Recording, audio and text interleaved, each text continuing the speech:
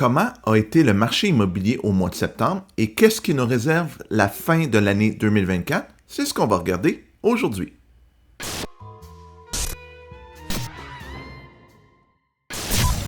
Donc, comme à l'habitude, n'oubliez pas qu'on parle de la grande région de Montréal, donc Laurentides-Lanaudière, Laval, Montréal et la Montérégie.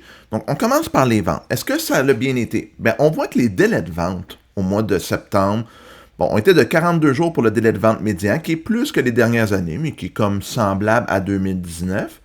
Et le délai de vente moyen, lui, il est à 69 jours, qui est une augmentation depuis le début de l'année, à l'exception de janvier, puis encore plus haut que les dernières années, mais qui est encore un petit peu mieux que 2019. Donc, somme toute, les délais de vente sont pas si mal. Les prix de vente, si on regarde le prix de vente médian, puis là, il faut penser aussi que c'est toute catégorie confondue, maison, condo, propriété commerciale, là, je fais vraiment pas de distinction. On voit qu'il est rendu à 505 000, qui est le plus haut chiffre dans tout mon tableau, donc en hausse par rapport à l'année dernière, quand même d'à peu près 30 000 $. Donc, c'est quand même une belle augmentation de 7% par rapport à l'année dernière. Et le prix de vente moyen, lui, il est rendu à plus de 600 000 $. Donc, c'est quand même impressionnant. T'sais, si on revient à 2019, on était sous les 400 000 $, et c'est la deuxième fois depuis juin.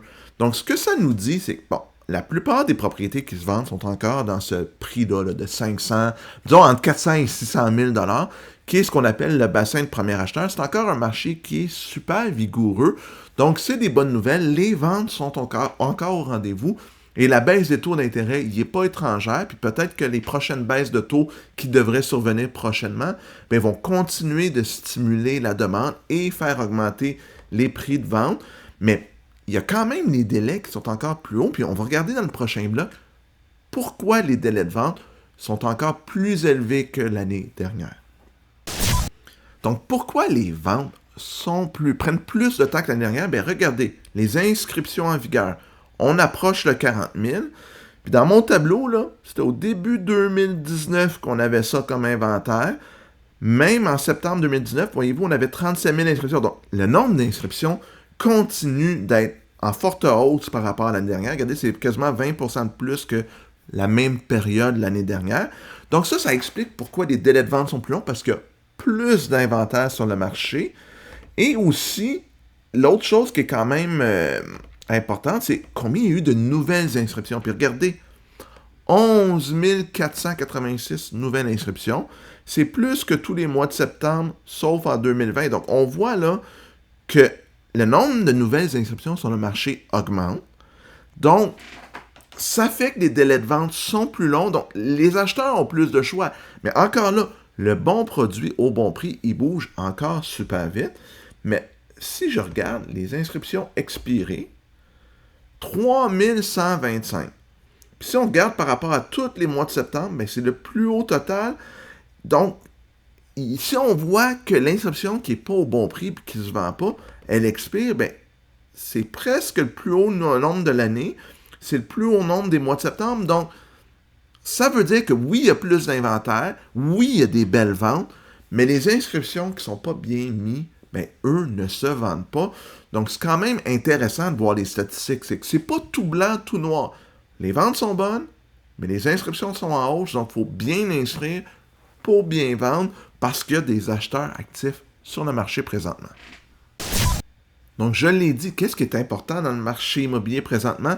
C'est de bien mettre en valeur les propriétés, de les avoir en bon état. Parce que les propriétés qui expirent, c'est souvent des propriétés au mauvais prix ou des propriétés qui demandent beaucoup de travaux. Surtout dans le créneau des premiers acheteurs. Dès qu'on demande un investissement de 20, 30, 40 000 $, les gens n'ont souvent pas cet argent-là à investir dans une propriété.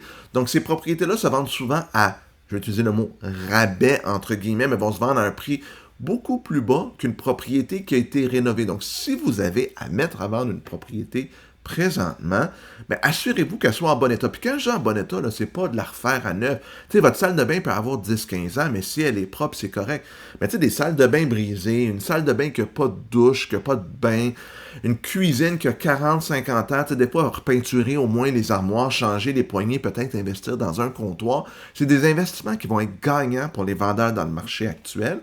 Puis à l'inverse, si vous êtes acheteur et que vous avez les moyens financiers et ou les capacités de faire des travaux vous-même, donc économiser, ben, il y a moins de compétition dans ces produits-là, donc ça peut être une super belle avenue pour rentrer sur le marché à prix raisonnable si vous êtes capable de dire, ben, au lieu de mettre 10% de mise de fonds ou 15 ou 20%, je vais mettre 5%, mais je vais me garder un 40-50 000 pour faire certains travaux. Puis ça peut être une option intéressante. C'est sûr que si vous avez votre 5% de mise de fonds à 500 000, donc 25 000 juste, ben là, vous allez peut-être être dans un marché compétitif où vous allez soit devoir dire, ben, je fais des sacrifices sur la propriété, ou je m'éloigne, ou au lieu d'acheter une propriété à 500 000, exemple une maison unifamiliale en rangée à Longueuil, ben dire, je vais m'éloigner à Marieville, par exemple, où c'est moins cher. Mais là, ça devient des choix à faire. Donc, ça va être vraiment important de travailler avec votre courtier immobilier, votre courtier hypothécaire, de regarder le budget, de regarder les alternatives pour trouver le bon genre de produit que vous pouvez vous permettre en fonction de votre situation financière. C'est là qu'on est dans le marché immobilier pour les acheteurs. Donc, je résume, pour les vendeurs, faites des travaux pour que votre propriété soit attrayante, ça va se vendre beaucoup plus facilement. Pour les acheteurs, soit trouver une propriété à mettre des rénovations dedans ou choisir un autre type de propriété ou un autre secteur. C'est là qu'on est présentement. Où est-ce qu'on s'en va dans les prochains mois? Ben, tout indique qu'il va y avoir d'autres baisses de taux. Même moi, j'ai été surpris que ça aille si vite, mais là, je le vois vraiment présentement. On sent que l'économie ne va pas si bien. Donc, l'inflation est sous contrôle. Si l'économie ne va pas bien, on veut la stimuler un peu, donc il va y avoir des baisses de taux. Ça va être 25 points de base, 50 points de base? Ça, je ne le sais pas, mais ça s'enligne vraiment sur des baisses de taux. Mais évidemment, qui dit économie chancelante, mais si les gens ont peur de perdre des emplois, ça peut faire un effet sur la demande. Donc, c'est vraiment ce qu'on va surveiller dans les prochains mois. Mais c'est clair que ceux qui tablent sur des hausses de taux, oubliez ça à court terme. On n'est pas là. Des baisses de taux, oui, mais jusqu'où? Mais si l'économie va mal, comme je dis, puis des gens perdent leurs emplois, est-ce que ça peut affecter la demande?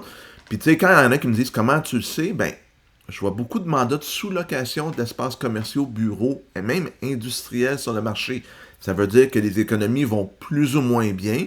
J'ai parlé à des syndics qui me disent qu'il y a une certaine hausse des dossiers. Donc ça, c'est pas une bonne nouvelle. Puis je parlais à des comptables dernièrement qui font des états financiers.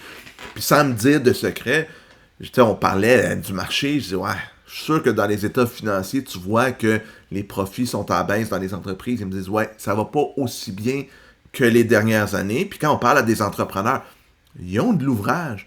Mais il y en a qui disent, ah, je peux te passer dans un mois. Pas comme il y a un an ou deux où c'était, hey, je te passe dans un an. Il y en a même des gens, exemple, dans le paysagement présentement, qui ont encore de la place pour faire des projets, des toitures, qui ont encore un peu de place pour quelques projets. Ben, c'est signe que ça va pas si bien que les gens font attention. Donc, c'est ce qu'on va surveiller dans les prochains mois, parce que tout ça peut avoir un impact sur le marché immobilier. J'espère que vous avez aimé la capsule. Si c'est le cas, faites un pouce en l'air, c'est apprécié. Gênez-vous pas aussi de mettre des commentaires sur ce que vous pensez, j'adore vous lire. Si vous aimez mes capsules, abonnez-vous à la chaîne. On va continuer à mettre du contenu immobilier régulièrement, puis on se revoit la prochaine fois pour une autre capsule. À bientôt tout le monde!